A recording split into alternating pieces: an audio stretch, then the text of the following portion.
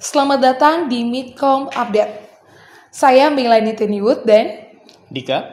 Kali ini kita akan membahas tentang suatu hal yang sangat panas-panasnya di media sosial. Apa tuh? Ya, bukan apalagi kalau bukan nuklir. Oh, yang di Jepang itu ya? Ya, betul sekali. Yang mau dibuang ke laut itu? Betul. Mungkin Mas sudah rajin lihat ya, karena itu Ya, selalu itu lagi rame banget itu memang. betul sekali. Karena baru-baru ini itu Jepang melaporkan bahwa hasil tes air laut dekat dengan pembangkit listrik tenaga nuklir Fukushima itu rupanya hasilnya itu berbanding terbalik dengan komentar-komentar netizen.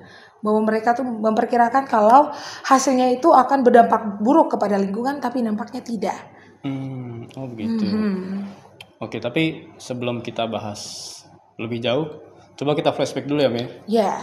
Jadi sebenarnya bagaimana awal mula dari masalah di Jepang soal limbah nuklir ini?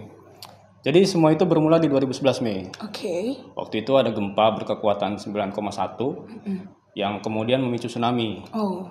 Nah, gelombang tsunami-nya itulah yang kemudian menghancurkan pembangkit listrik tenaga nuklir di Fukushima.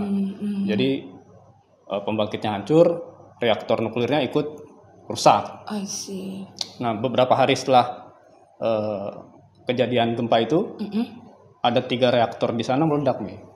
Dan itu memaparkan radiasi nuklir dalam jumlah besar ke atmosfer. Nah, masalah belum berhenti di situ. Jadi selama beroperasi itu, sebelum kejadian gempa ini, reaktor itu harus didinginkan. Nah, didinginkan itu dengan menggunakan air. Nah, airnya itulah yang kemudian sekarang jadi masalah. Mau dikemanakan gitu, karena pastinya sudah mengandung radioaktif yang berbahaya buat lingkungan dan manusia tentunya. Tapi klaim dari pemerintah Jepang udah nggak berbahaya sekarang. Iya, nggak berbahaya. Bahkan itu mereka ada menemukan, mereka berhasil mengemukakan itu kepada publik karena mereka menemukan bahwa isotop radioaktif itu dideteksi bahwa ada 7-8 bakrel tetrium per liter. Itu sampelnya itu memang sudah diambil di sekitaran situ dan terbukti katanya. Mungkin aja sih ya, karena itu katanya udah diolah dulu airnya ya sebelum mau dilepas ke laut, itu disaring dulu ya. Mungkin saja. Filter gitu ya. Apalagi ya Jepang ini kan karena sudah selalu mengalami dengan yang nuklir itu, sehingga memang soal teknologi sih mereka number one sih. Oke. Bisa dibilang number one. Tapi tidak sampai di situ sih, Kak. Hasil tesnya itu masih tetap diuji. Bahkan pemerintah ini masih tetap akan melaporkan setiap 3 bulan ke depan gitu, karena beberapa negara tetangga itu masih memprotes terkait dengan perlakuan ini gitu. Oke. Jadi ada beberapa negara yang nggak suka dengan kebijakan Jepang ini. Ya, salah satunya adalah Cina itu. Hingga akhirnya mereka itu membatalkan ekspor dengan Jepang. Oke, ekspor untuk produk ikan. Yes, betul sekali. Salah satunya. Masuk akal sih, karena mungkin mereka takut kalau ikan-ikan yang di perairan Jepang itu terkontaminasi nuklir gitu ya. Iya, apalagi kan kalau dari pendapat saya pribadi nih ya, Kak. Biasanya itu saya berpikir ikan di Jepang itu kan yang terkenalnya makanan-makanan sehat gitu kan, seafood yang sehat gitu. Tapi dengan adanya permasalahan ini, of course jadi berpikir gimana ya gitu.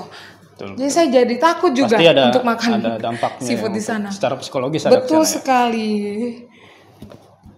Selain itu juga ternyata ada yang menarik di tengah-tengah isu nuklir ini, Mei. Oh ya, apa itu? Jadi beberapa warga yang menolak juga kebijakan pembuangan limbah nuklir ke laut ini, mereka demo dengan membawa poster Godzilla.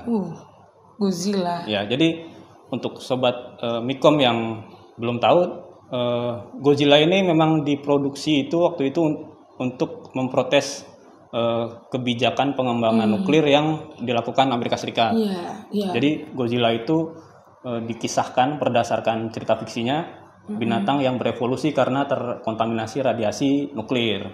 Jadilah dia hewan raksasa dengan bisa mengeluarkan api gitu dari mulutnya. Kalau mau masak enak tuh, nggak usah pakai gas. Mengharapkan itu aja. Betul lagi.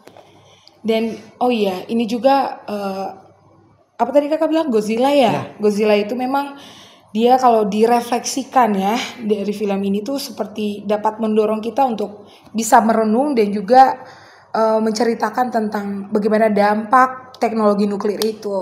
Gitu. Ya mungkin itu saja sih ya yang memang penting juga untuk kita ketahui hari ini. Kita tunggu aja kelanjutannya gimana. Betul. Untuk kisah limbah nuklir Jepang ini, apakah benar-benar nanti akan mengganggu ekosistem di perairan Jepang dan sekitarnya atau tidak. Kita tunggu progres dari pemerintah Jepang. Betul sekali. Tapi kalau memang Sobat MI mau berkomen terkait dengan news update kali ini, silakan. Komen di bawah. Yes.